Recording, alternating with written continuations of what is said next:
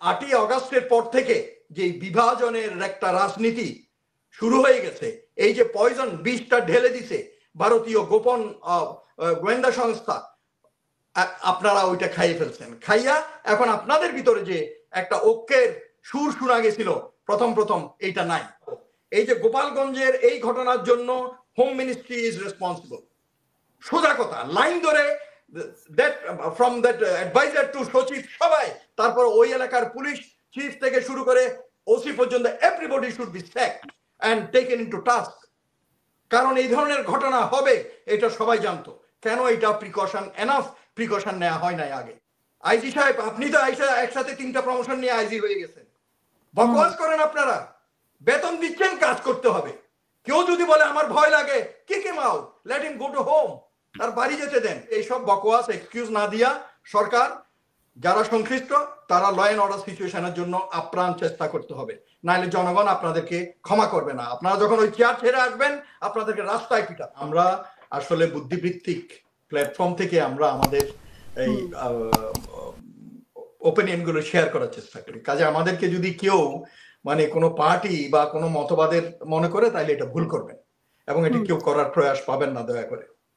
যে দেখেন, 5ই অগাস্টের পরে 8ই অগাস্ট সরকার হলো, তারপর পর বিরাট করে যখন লোকজন উত্তরাতে রাত্রেবেলা ডাকাতি হচ্ছে, লোকজন পালা কইরা মহল্লায় মহল্লায় ডিউটি দিচ্ছে, হ্যাঁ, তখন তারপরে যে মন্দিরে একটা ভীত সন্ত্রস্ত অবস্থায় মহল্লায় মহল্লায় গ্রুপ করে পাহারা দিচ্ছে, তখন যে একটা আতঙ্ক সৃষ্টি হয়েছিল, তখন আমরা দেখি ঢাকার বুকে বিরাট মহাসমাবেশ কারা করলো?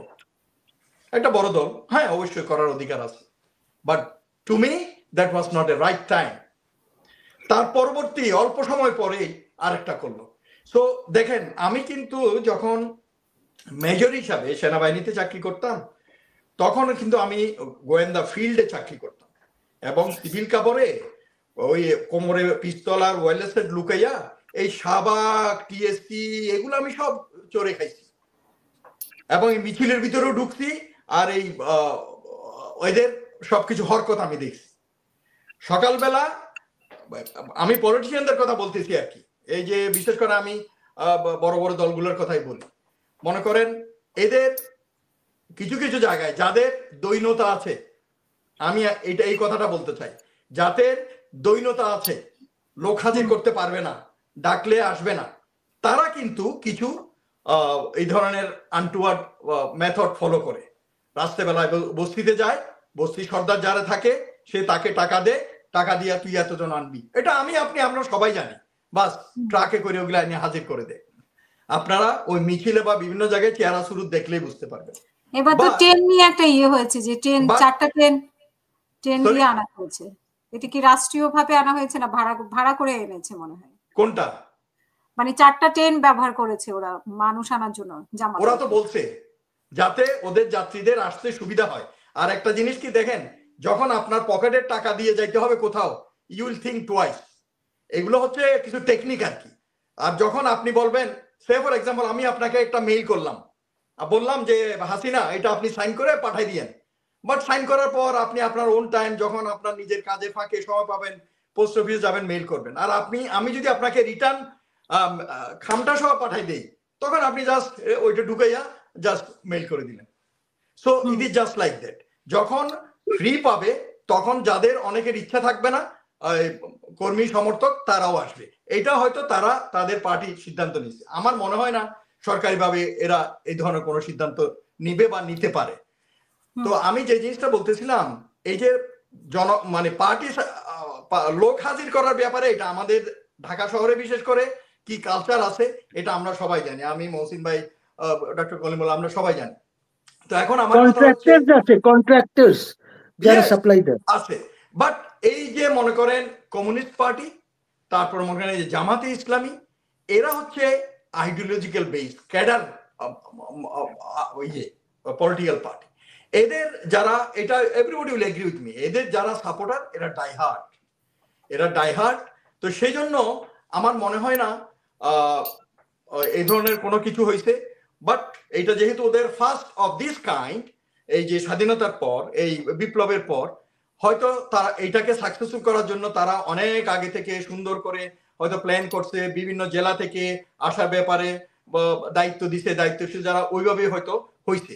আমি পেপারে দেখতেছিলাম যে সেই কাউরান বাজার পার হয়ে কমলাপুর হয়ে অনেক জায়গায় পর্যন্ত চলে গেছে। তো এখন কথা হচ্ছে কি, হতেই পারে। তো এবং এইটা নিয়ে আসলে আমাদের কোনো ইয়ে থাকবে, ঠিক আছে হয়েছে আর কি, বাট সো হোয়াট? এই শো অফ কারে করতেছেন আপনারা? বিএনপি বলি, জামাত বলি, এই শো অফ করে তো কোনো লাভ নাই। আমার কথা হচ্ছে যে এখন সবচেয়ে বড় যে জিনিসটা দরকার, জাতীয় ঐক্য। আপনারা দেখেন, আপনারা ঠিক নাই বইলাই এনসিপি মানে বিসাইডস এভরিথিং বাদ দেন, ওইটা নতুন সংগঠন, ছাত্রদের একটা সংগঠন করতে, তাদের অনেক ইমেচিউরিটি থাকবে, অনেক ভুল ভ্রান্তি থাকবে, দ্যাটস ফাইন। বাট ওই জায়গায় যদি আজকে বিএনপি হইতো, ওই জায়গায় যদি জামাত হইতো, আপনাদের উপর আক্রমণ করতো। তো আমার কথা হচ্ছে যে এই যে আক্রমণ আসতেছে কেন?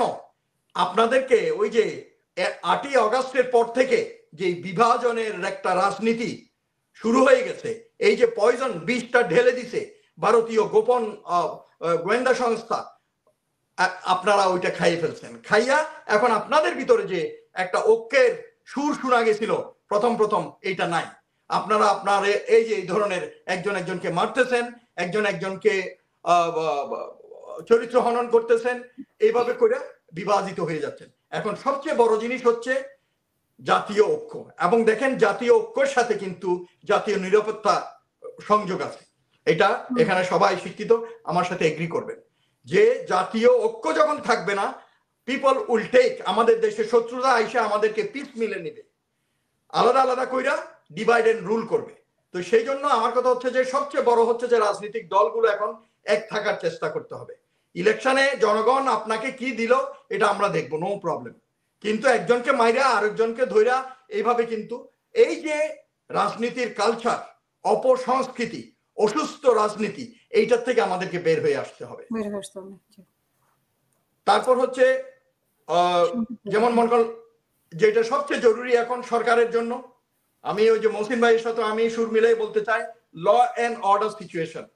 সরকার এখন আর দায় এড়ানোর কোনো এক্সকিউজ নাই। আপনারা পারেন নাই, যেমন আমি তো এখনো বলছি, আমি বলে যাব, এই যে গোপালগঞ্জের এই ঘটনার জন্য হোম মিনিস্ট্রি ইজ রেসপন্সিবল। সোজা কথা, লাইন ধরে ফ্রম দ্যাট অ্যাডভাইজার টু সচিব সবাই, তারপর ওই এলাকার পুলিশ চিফ থেকে শুরু করে ওসি পর্যন্ত, everybody should be sacked and taken into task. কারণ এই ধরনের ঘটনা হবে এটা সবাই জানতো। কেন এটা এনাফ প্রিকশন নেওয়া হয় নাই আগে? কেন এত অশান্তি সৃষ্টি হলো এবং পুরো দেশব্যাপী মানুষের ভিতরে একটা আতঙ্ক সৃষ্টি হলো? তো সেই জন্য এখন হবে তো আইনের আওতায় সবাইকে নেওয়া হবে, কেউ পার পাবে না। এই ধরনের আউলফল কথা না বইলা পুলিশের আইজি মিটফুটে ঘটনার পর সে কি বলে যে পুলিশরা এখনো ভয়ভীতির আছে, তারা আমি বকওয়াস করেন আইজি সাহেব, আপনি তো একসাথে 3টা প্রমোশন নিয়ে আইজি হয়ে গেছেন, বকওয়াস করেন আপনারা, বেতন দিচ্ছেন, কাজ করতে হবে। কেউ যদি বলে আমার ভয় লাগে, kick him out, let him go to home, তার বাড়ি যেতে দেন। আমাদের বাংলাদেশের অনেক হাজার হাজার তরুণ, শিক্ষিত তরুণ, মেট্রিক পাস, ইন্টারমিডিয়েট পাস তরুণ এখনো চাকরির জন্য খুঁজছে। জাস্ট এলান করেন, এদেরকে আনেন, একটা পুলিশকে রেডি করে মাঠে নামাইতে 3-4 মাসের বেশি লাগার কথা না। তো এইসব বকওয়াস এক্সকিউজ না দিয়া সরকার, যারা সংশ্লিষ্ট, তারা ল এন্ড অর্ডার সিচুয়েশনের জন্য আপ্রাণ চেষ্টা করতে হবে, নাহলে জনগণ আপনাদেরকে ক্ষমা করবে না। আপনারা যখন ওই চেয়ার ছেড়ে আসবেন, আপনাদেরকে রাস্তায় পিটাবে। ধন্যবাদ।